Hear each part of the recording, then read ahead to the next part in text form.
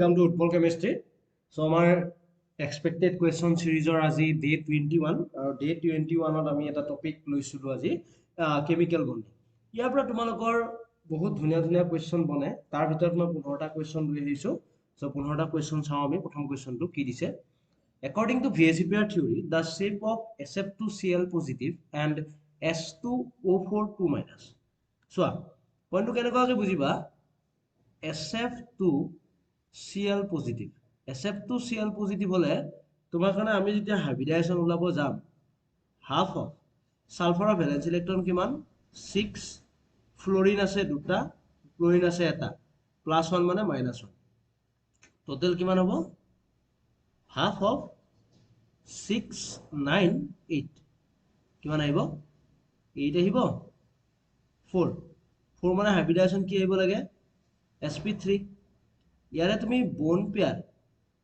Pair আৰু loan pair কেইটা আছে চোৱা বন পেয়াৰ আছে তিনিটা আৰু লোন পেয়াৰ আছে এটা ঠিক আছে সো বন পেয়াৰ তিনিটা লোন পেয়াৰ এটা হলে তুমি গমে পাইছা ইয়াৰে কি শেপ হ'ব পিৰামিডেল ঠিক আছে ইয়াৰ শেপটো কি পিৰামিডেল ঠিক তেনেকৈ তোমালোকে যদি চাব যোৱা S2O4 2- আৰু ষ্ট্ৰাকচাৰটো কি হয় তোমালোকৰ কাৰণে পিৰামিডেল হ'ব সো আমি ইয়াতে কি কৰিম both are trigonal pyramidal shape.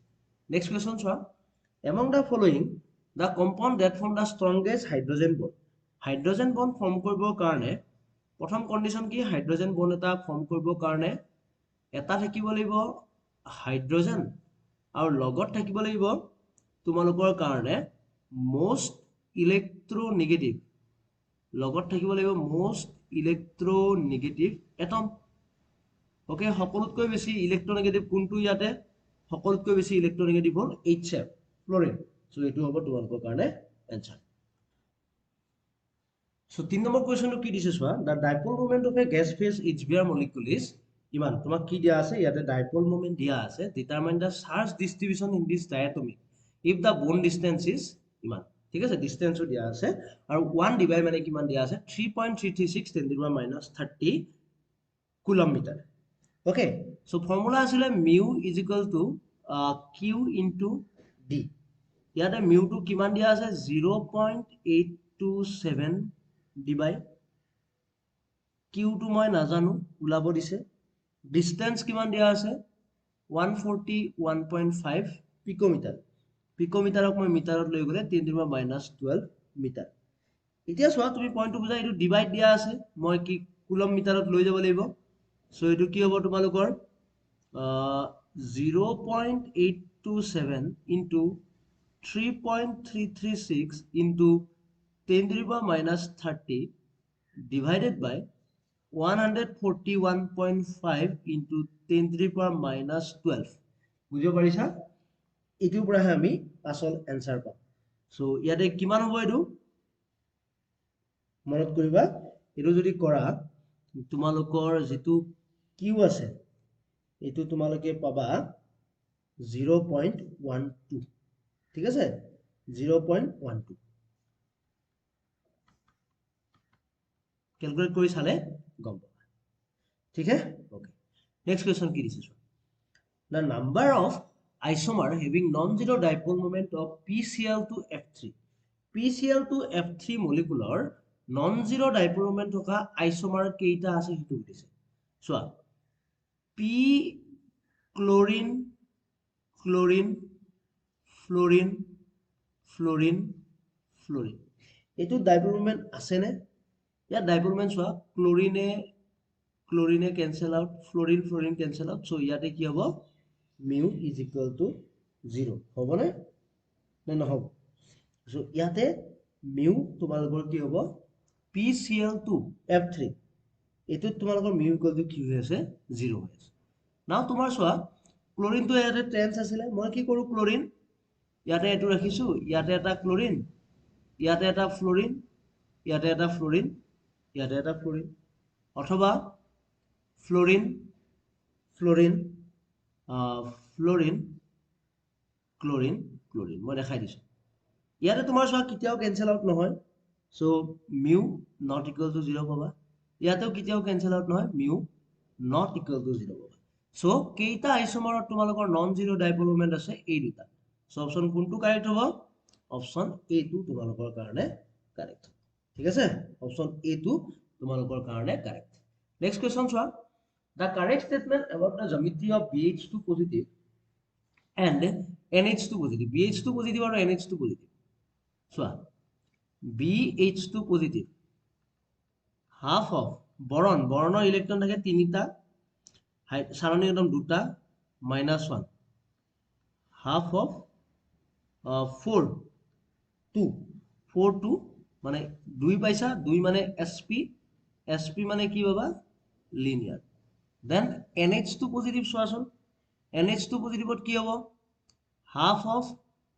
5 plus 2 minus 1 half of 6 equal to 3 3 মানে কি পাবা sp2 মানে কি পাবা তুমি sp2 মানে তুমি পাবা trigonal planar sp2 মানে তুমি পাবা trigonal planar so option hall bh2 is linear nh2 positive is trigonal planar next one এই কোৱেশ্চনটো আৰু বেছি ইম্পৰ্টেন্ট 6 নম্বৰ কোৱেশ্চন কি দিছে চোৱা calculate percentage as character of bond ammonia given that bond angle কিমান দিয়া আছে তোমালোকক theta is equal to কিমান দিয়া আছে 107.8 ডিগ্ৰী আমি s character দিছে so মনত ৰাখিবা cos theta is equal to s divided by s minus 1 so ইয়াৰ পৰা cos 107.8 degree s by s minus 1 so এইটো কিমান হ'ব minus 0.30 s minus 1 so ইয়াৰ পৰা যদি কৰা minus 0.30 s এইটো হ'ল plus 0.30 আৰু এইটো হ'ল s এইটো পাবা 1.30 s equal to 0.30 so s equal to 0.30 divided by 1.30 এইটো কিমান পাবা 23.51 কৰি দিছো এবাৰ 20% তো 100 এৰে মাল্টিপ্লাই কৰিব লাগিব ন এবাৰ স্টিল মই চেক কৰি দিছো 0.30 divided by 1.30 yes 20 এইটো তুমি যদি চোৱা 0.2307 ইয়া 100 এৰ লগত মাল্টিপ্লাই কৰিব লাগিব কিমান পাবা 23.07 s character কিমান percentage s character 23.07 ঠিক আছে okay next question aha tumi 7 number the hybridization of the central atom in I3 minus ClF3 and SF4 এতিয়া I3 minus বুলি কলে এটা I চেন্ট্ৰেলত থাকিলে তাৰ ইলেক্ট্ৰনৰ 7টা দুটা সাৰাউন্ডিং আছে +1 সো এটো হল 5 মানে তাৰ হাইব্রিডাইজেশন কি হ'ব sp3d ClF3 half 7 plus 3 এটো হল 5 এটো হ'ব তোমালোকৰ কাৰণে কি sp3d sf4 half of 6 plus 4 5 এটো কি পাবা তোমালোকে sp3d সো এই গুটেই বিলাকৰ হাইব্ৰিডাইজেশন হল sp3d sp3d sp3d অপশন কোনটো কাৰেক্ট হৈছে অপশন সি টো তোমালোকৰ কাৰণে কাৰেক্ট হৈছে নেক্সট টু চোৱা the shape of the compound ClF3 XCOF2 N3 minus XCO3F2 এটো আকৌ কেনেকৈ কৰিব চোৱা ইয়াতে ClF3 half of 7 plus 3 এটো বলা 5 বলে তো sp3d আগতো ঠিক লিখিছিল না ওকে sp3d সো ইয়াতে তুমি বোন পেয়ার কেইটা হ'ব তিনিটা আছে সাৰাউন্ডিং একদম লোন পেয়াৰ কেইটা হ'ব দুটা হ'ব সো তৃতীয় তাৰ শেপটো কি আছিল তৃতীয় তাৰ শেপটো আছিল টি শেপ ঠিক তেনেকৈ XCOF2 xenon oxide difluoride half of xenonৰ থাকে 8টা সাৰাউন্ডিং একদম দুটা অক্সিজেন আমি নধৰো ওকে এটো তোমালোকে পাবা 5 sp3d ইয়াৰ কাৰণে বোন পেয়াৰ কেইটা বোন পেয়াৰ তিনিটা লোন পেয়াৰ দুটা ইয়াৰ কাৰণেও শেপ কি টি শেপ n3 মাইনাস জানাই আৰু n3 মাইনাস মই কবই নালাগে এটো হ'ব তোমালোকৰ কাৰণে লিনিয়াৰ, এইটো হ'ব লিনিয়াৰ।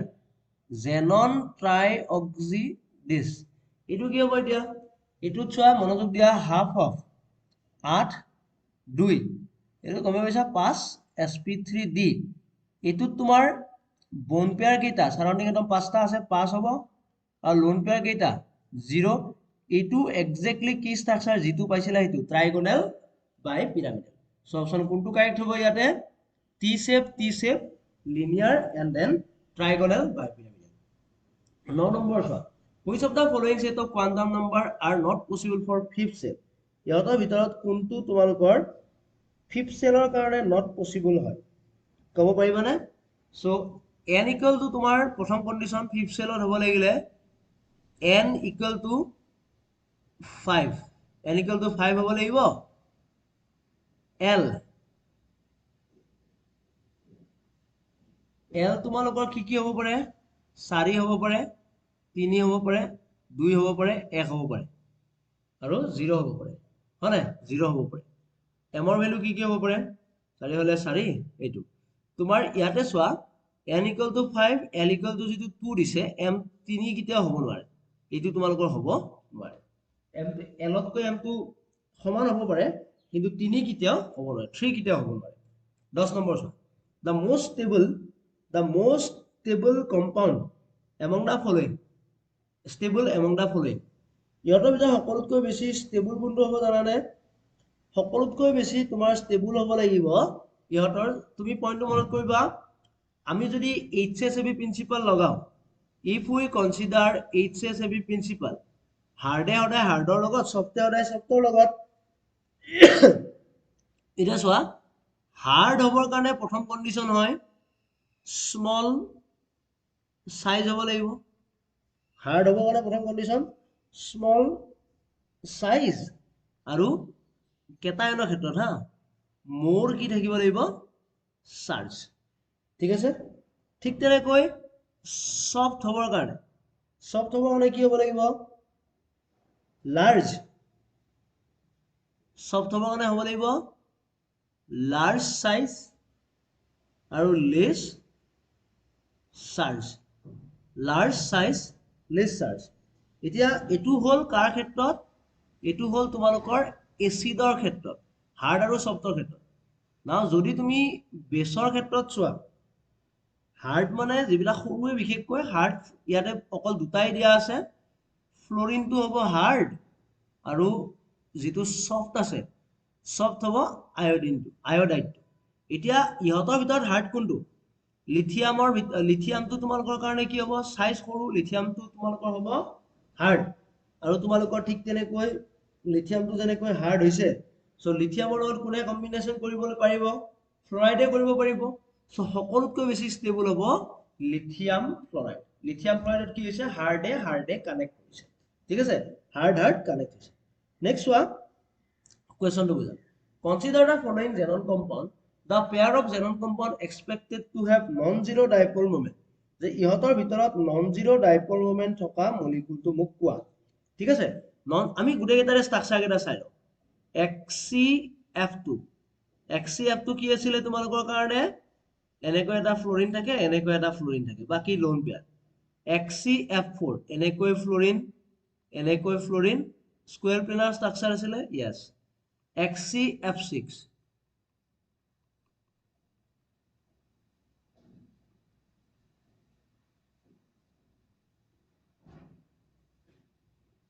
ওকে, এইখিনিকে ঠিকে আছে।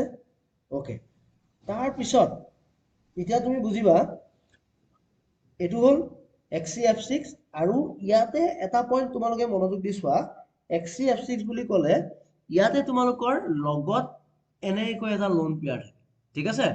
নাও XCO3 টো জানাই আৰু অক্সিজেন, এইটো আছিলে XCO3।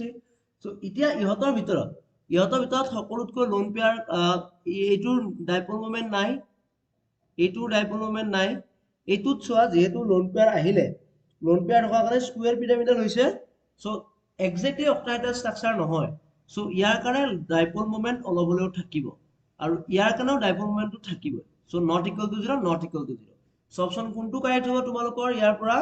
XCF6 আৰু XCO3 XCF6 আৰু কি আছিলে XCO3 12 নম্বৰ কোৱেশ্চন কি দিছে 12 নম্বৰটো চোৱা arrange the following oxygen molecule arrange the following oxygen molecular ion and the molecule in order of increasing bond energy ঠিক আছে order of increasing bond energy order টো সুধিছে the possible order কেটা দি দিয়া আছে সো এতিয়া মই কি কৈছিলো তোমালোকৰ bond energy বুলি ক'লে যদিহে তাৰ ওচৰত 14টা ইলেক্ট্ৰন থাকে 14টা ইলেক্ট্ৰন হলে bond order 3 15টা ইলেক্ট্ৰন থাকিলে bond order 2.5 16 ইলেক্ট্ৰন থাকিলে bond order 2 17 ইলেক্ট্ৰন থাকিলে bond order 1.5 ঠিক তেনেকৈ 13 ইলেক্ট্ৰন থাকিলে bond order 2.5 12 ইলেক্ট্ৰন থাকিলে bond order 2 11 ইলেক্ট্ৰন থাকিলে bond order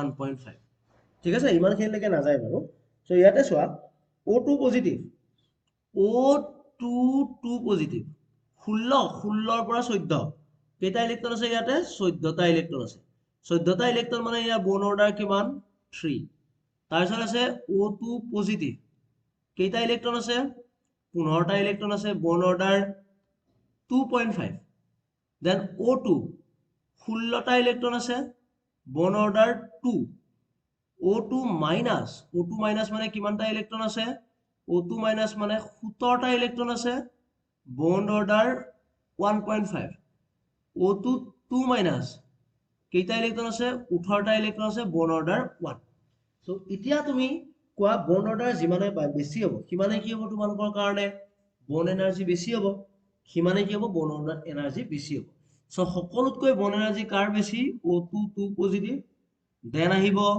O2 positive then আহিব O2 then O2 negative then O2 2 negative অপচনত আছে নে চোৱা অপচনত আছে তোমালোকৰ অপচন কোনটো কাৰেক্ট হ'ব অপচন বি টো তোমালোকৰ কাৰণে কাৰেক্ট হ'ব ঠিক আছে আই হোপ ক্লিয়াৰ হৈছে ওকে নেক্সট কোৱেশ্চন চোৱা the stability of এটা BH3PF3 BH3 NMe3 BH3CO BH3OMe2 follow the order এইটো ধুনিয়া কোৱেশ্চন এইটো কোৱেশ্চন এনেকুৱা কোৱেশ্চন তোমালোকে হয়তো দেখা নাই আগতে সো এইটো কোৱেশ্চন আমি কেনেকৈ কৰিব পাৰি চোৱা ইয়াতে তুমি যিমানে বেছি BH3 প্ৰথম পইণ্টটো কি BH3 is a Lewis acid first of all তুমি এটা বস্তু মনত ৰাখিবা এই BH3 টো কি হয় লিভিছ এচিড হয় সো যোনে ইয়াক ষ্টেবল কৰিব পাৰিব কি কৰিব লাগিব they have to donate electron